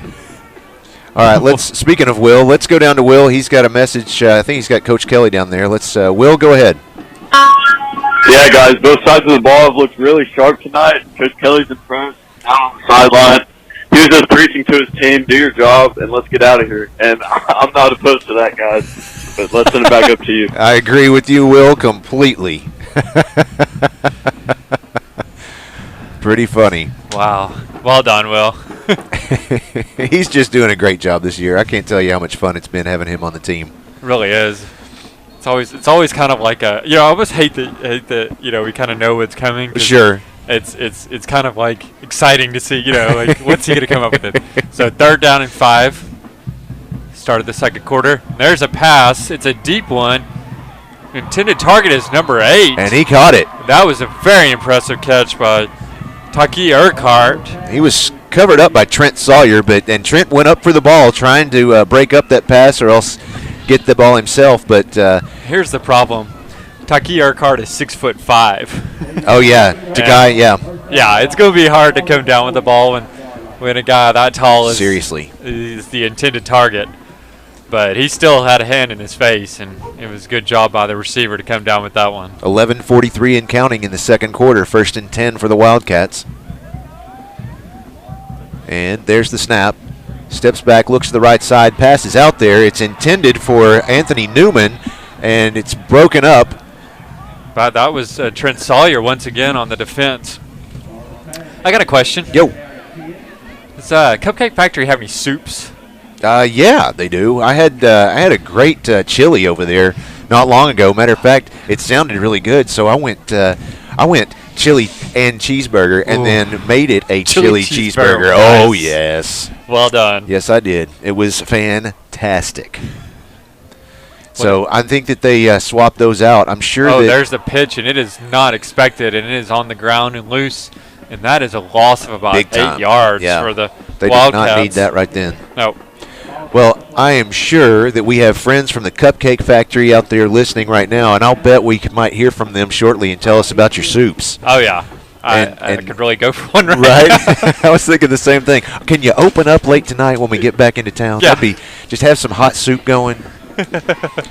Or just cater it down here. That'd be even better. Ooh. Deliver. Right. Get a little Grubhub from Little Rock. Oh, goodness gracious. Whew, that'd be pricey. So here's 3rd and about, what is that, 17? Really long. Yeah. 18. Oh, and he's got lots of pressure. That's now he's got some room. Farver on the run, but he is taken down after he picks up maybe 3 yards. Looks like Chris Connell out there bringing him down. Yep. He did well to get loose, but who flushed him out of the pocket? Was that, I believe that was Luke Witham that flushed him out of the pocket. Got through the middle there. So now the Wildcats are looking at 4th and 18, and they are going to punt. See if they really do. Yeah, well, there it is. They might have been watching last week. There you go. And it takes a Wildcat bounce. Yes, it does. They're finally going to down it at about the 14-yard line. Goodness. Well, let's go back and talk a little bit about our pregame show sponsor. I mentioned it before, the Applied Research Center of Arkansas. Stop by there to give them a visit. Say hi to Randy and Donna, good friends of ours, Randy Wright and Donna Wright. They are the founders of the ARC of Arkansas. You're going to receive the highest quality diagnosis and treatment. Their skilled staff and doctors specialize in treating acute illnesses that set in rapidly or are severe in nature. You can get accurate and prompt lab work done on site. You can get physicals, TB skin testing, flu vaccines. Be sure to visit their website for a full list of clinical trials that they have ongoing. Visit them online, arcarkansas.com. There's the pass by Bradshaw over the middle. It's caught by Andrew Cobb, and for a first down in about, we'll say another 16 yards on top of that. It's brought down at the 37-yard line, 38-yard line. For those of y'all wondering, it's still 7-0 down up there in Maumelle. Goodness. With 2 minutes left in the half. So the Bruins looks like they're running a swinging gate formation here. They got yes, they are. This will be interesting. It's Cooper White snapping the ball to Bradshaw. Wildcats ready for anything here. Bradshaw passes it to Andrew Cobb. It's the intended target. Andrew Cobb wisely Why? falls on it. The whistle blows. That was whistled. Pass. Huh? That was a forward pass. Yeah, and the whistle. Well, and the blew. whistle already blew. It was a forward pass, and the whistle blew. I'm not sure why the same official who blew the whistle didn't throw a flag for a late hit. Someone was watching the that Little Rock Christian PA game. Yes, they were. So the Bruins going to do the swinging gate again. Try it again. And now the coach is going to. Oh no, he says reset the play clock. Oh, because it was down to back to 40. No, he says 25. There you go. Yeah, you've got so many different variations on the play clock now. There's 40 seconds after the dead ball. There's 25 seconds after a stoppage in play. There's the snap. Bradshaw looking to pass deep. He's got a man down there, but he got tripped. He lost his shoe. Came right out of his shoe. Is that? No, that was a. Oh, that was the defender that came out of his shoe. I think he stepped on each other. Right, and that's why he got tripped. And that was Andrew Cobb.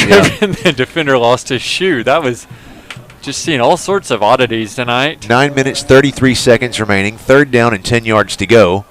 Here's Bradshaw in the shotgun. Everyone's pulled in tight. Twins on either side. There's the snap. Looking to pass downfield. It's complete to Mason Cobb, and he picks up, looks like the first down and about 4 yards extra. Nicely done, Mason Cobb. It was. Bradshaw, as soon as he saw it over the middle, he knew it was money, if you will. So that's good for, it's close as we've gotten to a cupcake 4th down conversion attempt. Everyone's pulled in tight this time. He has one tailback with him. That's Caleb Nichols. Pass is out there. It's complete to Caleb Nichols. He's across the 40. The ball is loose and is recovered by the Wildcats. They're saying he was down. The official says he was down.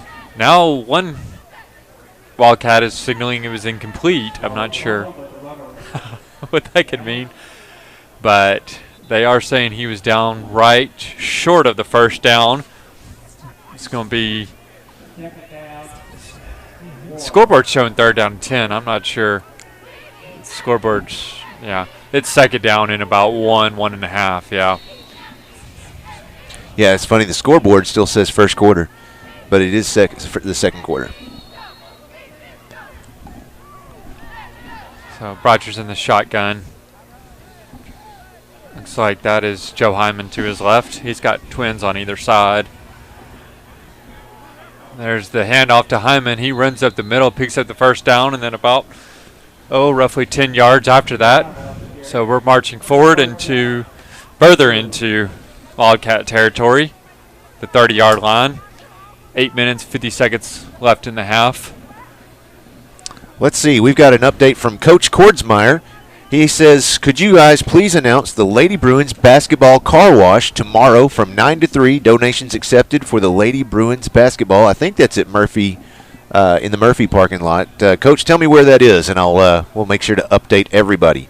So here's the deal. If you're listening tonight and you're in Central Arkansas, let's all show up between 9 and 3. That's at Dunkin' Donuts on Rodney Parham. Ooh. So that's even better reason. Yeah. Yeah, let's go get some donuts, get a car wash, give a quick donation. Don't eat the donut in your car. Well, wait, I guess you can because they're only cleaning the outside. Yeah, sure. Why not? All right, so it's second down and about 5 to go here. There's the handoff to Hyman, and he has stood up at the line of scrimmage. Certainly was, right at the line. They met him hard. There was about 4 of them that had to take him down.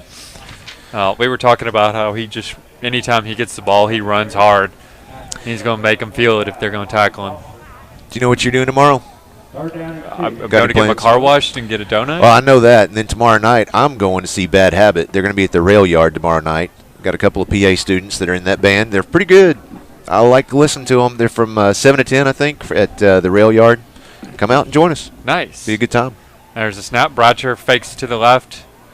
He's looking deep, but can't find anyone. He finds... Oh, who was that? Oh, that's number... that was Jalen Witcher. Jalen Witcher again. Good for the first down and about 5 or 6 yards on top. I'm going to throw this question at you, Holt. This fan says, just started watching Pulaski football and wanted to know if you think the man Mason Cobb will go pro after college. Let's get him out of high school first here. There's a snap. Fakes the pitch to Hyman. Hyman...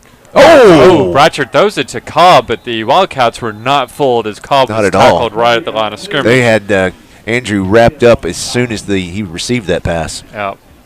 I mean, how many more inches is Mason Cobb going to grow? Right. Is he done growing? I don't know. He's 6'2", 205 right now. So Bratcher's in the shotgun. That was actually a loss of yard. 6 minutes, 45 seconds left. There's a snap. Hands off to Hyman, who finds some running room up the middle, and he's got a seam, and he's got the end zone. Touchdown Bruins. 6 minutes, 37 seconds remaining in the second quarter.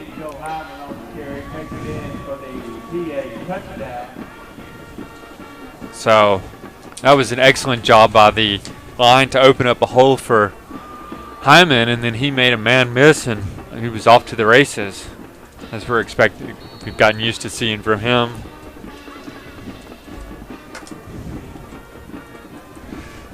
So Clay James is out to kick the extra point. Kick is up, and it's good. And the Bruins lead 37-0. So I don't think the sportsmanship rule goes into effect not until the second half. Second half. Yeah. Yep. It goes into effect after one team is ahead 35 points or more in the second half, and even if the other team comes back and decreases that margin, it does not change anything. Once it's started, it's continued. But it has to be 35 points in the second half. In the second half, right. So if they were to score here, right, then it would not count. That's true. Okay. Making sure. I don't know. We after last week with the kickoffs, we want to make sure we right. got the rules. There's always something left to discuss. And, and debate. That's the whole reason of talk radio, right? Without that, Randy Rainwater would be out of a job. Let's talk about who's on the college coach's hot seat this week. Oh goodness. Well, no, let's not. I mean, they can, but Here's Clay James with the kick. He's got the ball teed up upright, but it's still a low kick. It's fielded at about the 22-yard line. It looks like number 22 is carrying that one. That's Anton Pierce. he gets to the 41-yard line before he's brought down. That was a 11 plays. 11 plays. Wow. 86-yard drive. They drug that one out. Finished by 16-yard touchdown run by Joe Hyman. Took 3 minutes and 25 seconds off the clock. Is that clock management, as in burn some time off the clock kind of stuff? I don't think so. No. It just took a long time for that. Okay. For that drive to. I think that's complete. run to swinging gate plays. That That Sure. made it. That'll do it. There's the snap. Smith pitches it to Farver. Farver's looking for running room on the left side. He finds a little bit, picks up about 4 yards before he's taken down on the left side. Again, several Bruins on the tackle. Is that 6 minutes, 15 seconds and counting. Wilson Miller out there on the tackle alongside Dylan Allison, who, as Will mentioned earlier, is starting at safety. Yeah. There you go. Yeah, we've seen him at that position a few times in Right. the year, but usually it's kind of a backup or Right. give him a breather type. I'm still getting used to seeing him wear number 11. Last year he was 18. And so I don't know why it still throws me off. Nope. You know, what's real funny is the way that I remember their names, with their numbers. Yeah. Allison, it's the 2 L's. There's the fakes the pitch to the left side, and then it's taken down by Dylan Allison, There you followed go. by Fuda Shinkawa. That was number 7 on the run. Colby Wilson, the wide receiver for the Wildcats. He found a bit of running room, but not enough for the first down. It's 3rd down and 2 to go. I come up with all these mnemonic devices. Do you remember some of them? Oh, yeah. So like Cooper White, he has 2 O's in Cooper. White has 5 letters in it. 2-5. Cooper White. Yeah, I know. I tried to explain that to Grant, and he was like, "That's a reach, Dad." I'm doing that for Popeye because he'd be doing Right, he would. He's probably over there doing it right now. There's the quarterback sneak up the middle, and it looks like it's it depends on who you're. Nope, they're both saying it's a first down. So first down into, well, they were already into Bruin territory. Now at the 47-yard line. 4:59 and counting left in the first half.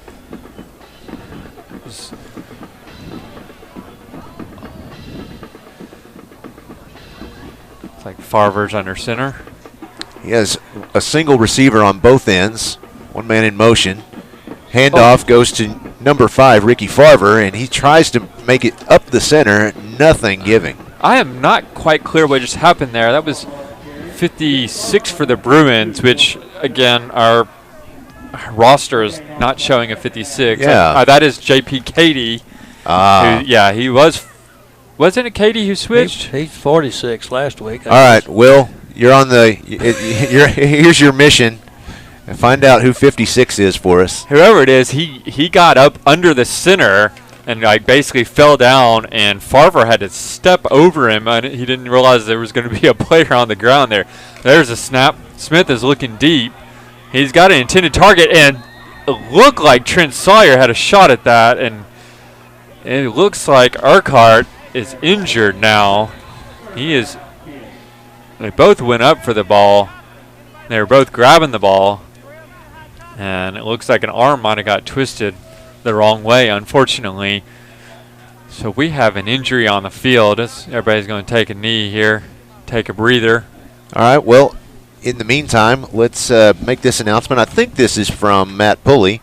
We'll see shortly. He says, reserve your seats this Tuesday, November 5th at 11 a.m. for our webinar, The Cub Academy, Central Arkansas's premier 2.5-year-old program. We'll be talking with Tiffany Knight, director of PA's Early Childhood School, Kelly Fisher, lead teacher in our Cub program, and PA parent Monica Lowe. Register today at pawebinars.com. That's pawebinars.com. Thank you, Matt. Also, want to announce the lacrosse parent meeting. Boys high school team and girls high school team is this Tuesday night at 6 p.m. If you'll tell me the location, I'll update everybody with that. But that's the lacrosse parent meeting. So if you have a student that's interested in playing lacrosse this year, you're going to want to attend this meeting to learn about what's going to happen with the team. Here's 3rd down and 10. Smith takes a snap. He's looking deep. He's looking for running room at the Flag. middle. He is slowed up by Matthew Hugg, and then he's eventually brought down by a number of Bruins. There's a flag right at the back at the 37. Yeah, it looks like it's going to be possibly a holding penalty on the Bruins because I can't imagine what else they would have thrown it for. Yep, it's going to be holding. Looks like Trent Sawyer was trying to keep his man from getting loose on the outside.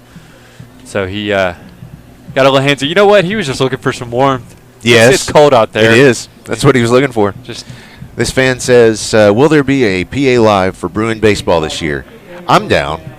I mean, I'm typically announcing I mean there anyway, so I'll probably do it. Can you do both? It's tricky, but I've done it before. But mostly when I've done it in the past, I've just set up like an outdoor mic, so they just listen to natural sound. I shouldn't use terms like that, but yeah, natural sound. They just hear the announcer, they hear the music and everything. Gotcha. I could try it. You got an organ? I actually have some recorded. Yeah, I do. I can play some of it right now. That was a Wildcat 1st down. There's the snap. He pitches it to the right side. That is Farver looking for running room. Flag. And there is a flag right at the line of scrimmage, but it's a PI roofing penalty flag on the play. I'm still getting used to that one myself. Oh. So this is probably going to be marching backwards because Farver had a bit too much running room on that right side. So just to recap that lacrosse parent meeting, that will be in the middle school lecture hall. Again, that's this Tuesday night at 6 p.m. So if you have any student that's interested in playing lacrosse, you'll want to be in the middle school lecture hall this Tuesday night at 6 p.m. for the lacrosse team parent meeting. So that was a holding on the Wildcats. It is 1st down and 20 to go. They are at the 44-yard line. Bruin territory, 3 minutes, 12 seconds on the clock. The clock, strangely enough, is ticking, even though it was a penalty, but I guess it was a holding penalty, so Smith is under center. There's a snap. He is looking deep, and he is under pressure. That was Matthew Hugg giving him the squeeze. He was joined by Wilson Miller. The defensive line putting a lot of work in tonight. As we've seen, if there's not a running play, then they're going to be getting after that quarterback. You see Richard Griffith out there and Chris Connell joining them. We've got 2.5 minutes remaining in the first half. Don't forget to stick around for the halftime show. We'll be talking with Lynn Schuster, who is the sponsor of the Pulaski Academy Bruin cheerleaders, and she's going to talk to us about homecoming and a little bit about senior night next week. So be sure to stick around for that. This drives me crazy. Who is number 56? Will, where are you over there? All right, so we got a timeout by the Wildcats with 2 minutes, 11 seconds left in the half. All right, William J. Graves. I don't know if that's his middle initial or not. William P. Graves. I need you to find out who that is over there. Who is number, what is he, 56? Yes, yeah. 56. Who is that masked man? Okay, there he comes. Now he's telling me. It is J.P. Katie. What is that, his third number this year? I mean, the new updated roster says 46. Well, you know, this roster has the freshman on it. There's a story about a coach who came up with a roster, and did he live happily ever after? He did. He certainly did. Oh, wow. Well, it has dropped 4 degrees since we started the game. Yeah. Just FYI. Yeah. Mainly because of the bad jokes keep making Christina give us some really chilling looks. It is 2nd down and... That was the first wow of tonight's game. 2nd down and 30 to go for the Wildcats. There's the pass to Urquhart. Good to see him back out there. And he is brought down by Trent Sawyer and Clinton Wilson. Yep. Excuse me. Good to see Urquhart, like I said, was able to get back out there. He looked like he was hurting a bit. So 150 remaining in the First half is what First I meant half. to say. Second quarter. Second quarter, first half. Second quaff. It's the fourth eighth. Fourth eighth. It is 4th down and. Was that 30? Yeah, we've lost our sideline marker. Oh, there Yeah, he is. he's No, just they're still gone. saying 3rd down. Oh, they are, yeah. I guess the scoreboard was wrong. Yeah, that'd be correct. So there's the snap. Oh, Roberts lots of under pressure. He fires a bullet. Intended target was number 7. That was I can't Colby believe Wilson. they said that was caught. It was caught, and it was picked up. Even the offense didn't know that was caught. They're still hanging out back here. So it was a pickup. I thought he was out of bounds when he caught it, but 12 yards. that side judge was right there in front of him, so I'm sure he was able to see it better than we did. Yep. The home team is right in front of us, so we couldn't see it as well as he could. So timeout. I think he said Pulaski Academy. Yep. It's going to be 4th down when we come back from this timeout. It's going to be 4th down and, oh, Brooks, do you think that's what, 17 yards? No, that's about 18. How much? 15. A lot of yards. About 19 yards. How much do you think it would take if we paid these guys to close the window? I mean, I've got $20. No. No, that's not going to be enough. I don't know why they do it. Oh, because they can't see with the lights on, I'll bet. I guess. It is. Seriously, it feels like it has gotten colder in here. It is. Well, no, it has. I mean, I checked the temperature. It's funny because when I was 42 degrees now. When Christina and I were setting up this afternoon, I walked outside and it was warmer outside than it was in here, and I'm like, how is that even possible? But it was. Anyway, I'll quit. Again, all of the people over in the visiting stands are over there like, yeah, quit your whining, dude. You sit up in the press box every week. Katie, you're going to have to be more specific on what you want us to stop.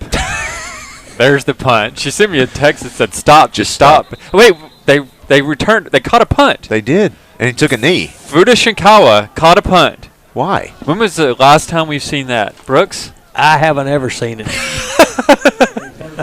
I have seen it.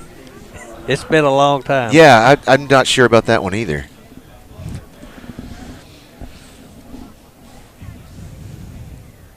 I don't know if I want to open that up. I'm not sure. All right, so the Bruins are starting. Okay, I can actually see the steam coming out of their mouths. Right. On the field now. Yeah, it's not as impressive when it's right in front of us, but it's all the way down on the field. You can see it. Yeah, that's crazy. So it is 1st down and 10. There's the pass to the. Oh, they better jump on that ball. That is loose. That's a they did lateral. not, and the Wildcats have it, Yes. and it is Wildcat ball at the 4-yard line. Wow. And that was some not good awareness on the field. Yep. By Zarius Woods, who did not realize that that was going to count as a lateral. So now the Wildcats have the ball with 41 seconds left in the half. Looking to punch the ball in the end zone here. I expect 3 runs up the middle. How many timeouts do they have? They have 1 timeout left. Maybe 2 runs up the middle and a pass, depending on how the others go. But right. Well, so this could be the play that you were looking to, you were asking about earlier. Theoretically, yes. Hypothesizing about. Not my favorite kind of science experiment. And there is a loose ball on the ground. Man, come on, get it. It is number 27. That is Clinton Wilson fell on top of it. No, that was, I'm sorry, that was Matthew Hugg that came up with the 13. ball. And we have an injured Wildcat player on the field. Uh-oh. Yeah, it looked like there was a nasty collision going for the ball. It might have been a couple helmets hit. He's swaying at least. Oh, now they're going to help him up. That is Farver, who's walking off the field. Ouch. Yeah, it was. Yeah, those. I think he got stunned a little bit. Loose balls. They never turn out good. Right. I mean, even when your team comes up with the ball, it's always just asking for an injury.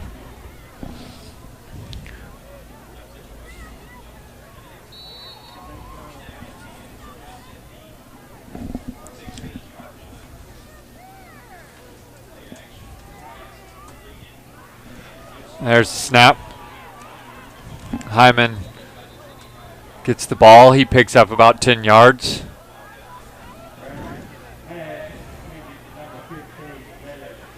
They're going to call that.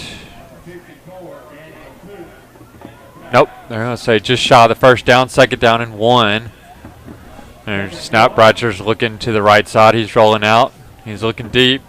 There's 10 seconds left in the half. He hops forward, picks up the first down with 7 seconds left.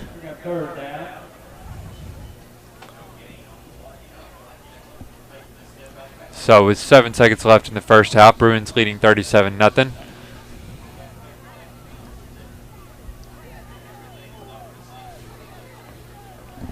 Bratcher's going to take the snap. He's got Woods to his left. He sends him a couple steps forward. There's a snap. Bratcher's looking deep. He finds, excuse me, that is Braden Cash, and he picks up first down, but that is the end of the quarter and the half as we start the Eagles Carpet One halftime show with the Bruins leading 37-0, and the temperature now down to 43 degrees. 7. It's officially 7. Oh, goodness gracious. So we are going to be joined by, who's joining us at the half? That's Lynn Schuster.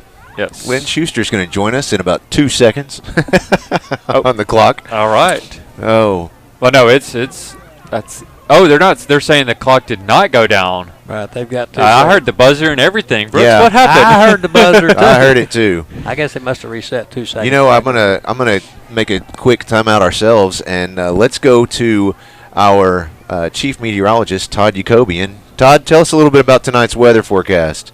Can you? I'm not sure if I've got him on the right line here. Nope, I don't. All right, hang on, Todd. I'll get you in a second. Got to figure out what line he's on. Yeah, there he's on line 4. There he is. Todd, you there? No. We might want to hold off on, see if we can hold on for a second so we can get this play in. So it is 1st down and 10 from the 36-yard line. Bratcher's in the shotgun. He's got a man in motion. Hands it off to Hyman, who's got some room on the left side. He is at the 45. He's at the 50. He's run out of bounds, and the clock has run out of time. That is the end of the half again. It just had to get Joe Hyman another 10 yards there. Had to make Brooks work a little harder.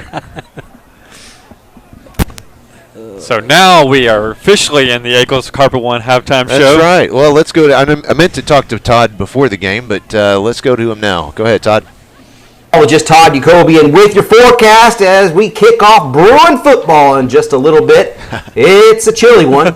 Temperatures starting out around 46, 47 degrees with a light southerly wind at about 5 miles per hour. By halftime, 45. And by the end of the game, temperatures around 43 degrees with mostly clear skies. Back to you, Josh. Thank you, sir. Always good to have you along. Sorry you had to wait on hold for the entire first half, but that's I'm glad you were able to stick around.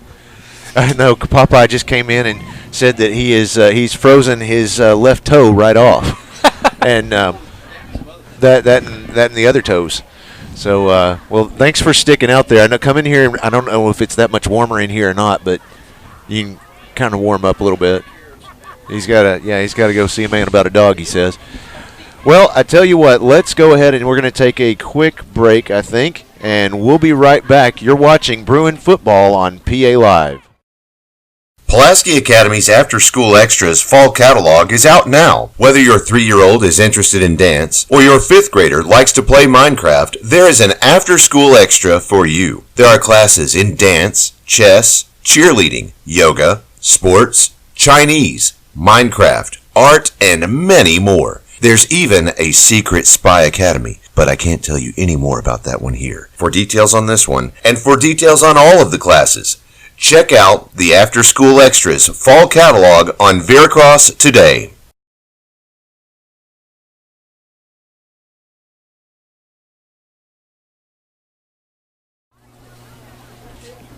All right, welcome back to No, we're not at Pulaski Academy. Welcome back to Watson Chapel as the Bruins lead the Wildcats 37-0. We've got about 18 minutes left remaining in halftime, and I'm joined tonight by Miss Lynn Schuster. Lynn, thanks so much for joining me. Thanks for having me. Absolutely. So I understand that you have a large hand, a couple of hands, in all of the homecoming festivities. Tell us what's planned for next week. Well, we have a lot going on next week. We're going to start out Sunday. We decorate the school. That's a lot of fun for the kids. And then on Thursday, we have a big decorating of the gym, and my Palmature squads will be practicing late into the night, and then Friday we'll get up and get to school early and have a day of lots of things going on for the seniors with a senior lounge, and then we'll have a pep rally. We'll follow that up at 6:30 with senior night, and then finally the homecoming court will take place at halftime. Fantastic. So what's the theme for homecoming this time? Wild West. Wild West. So yes. what have you got in store there as far as decorations and stuff? What's it going to look like? Do you know? Well, the kids like to leave that kind of as Sure. a surprise. They decorate on Sunday, so when everybody gets to school on Monday, it's just kind of like transformed into. Right. Come on, have a seat Into here. the I don't know Wild if you West. want to, or it's kind of cold and sitting down. I know. I'm kind of distracted here because they've got the Wildcat band out on the field, and they're. It's funny to me how when you go to different schools, they have like a lot of places they'll have a different announcer for the band, specifically for the band. And, of course, that's nothing that we've ever done, and it's just a unique kind of thing. I know that, like, Central High does that, and I know there's a bunch of others that have a separate announcer for the band. It's kind of funny. But this one just kind of threw me off because he was loud. Right. So, I think we love Chris Amsler. oh, yeah, yeah, of course, yeah. He does a great job. And and then you've got this guy in front of us that's acting like he's going to lead the band. So, anyway, get back to what we were talking about. So not just are we dealing with homecoming next week, but we have before the game, we'll have senior night festivities. Right. This has got to be a special one for you because you've got a senior that's actually going to be out there. How special is that for you? Well, actually, it's my last senior, so I'm a little emotional. I don't want to talk about it right now. But, yeah, it's a lot of fun. I love it every year. I always have tears because I teach so many of them from 5th grade up. And so it's a lot of fun, but it's emotional. Right. It is. Well, and I know that, yours is one of those classrooms that everybody comes back to. Yes. And you stop by there at lunchtime, and you're going to find – guys that were probably in your class 6 years ago, yes, or so, and they're still gathered up in your classroom to have and lunch. I absolutely love that. Yeah. They're my children. Yeah. They are. So they you get to be really close to them, and you get I that do. nice relationship with them from that age. Yeah. It's that she's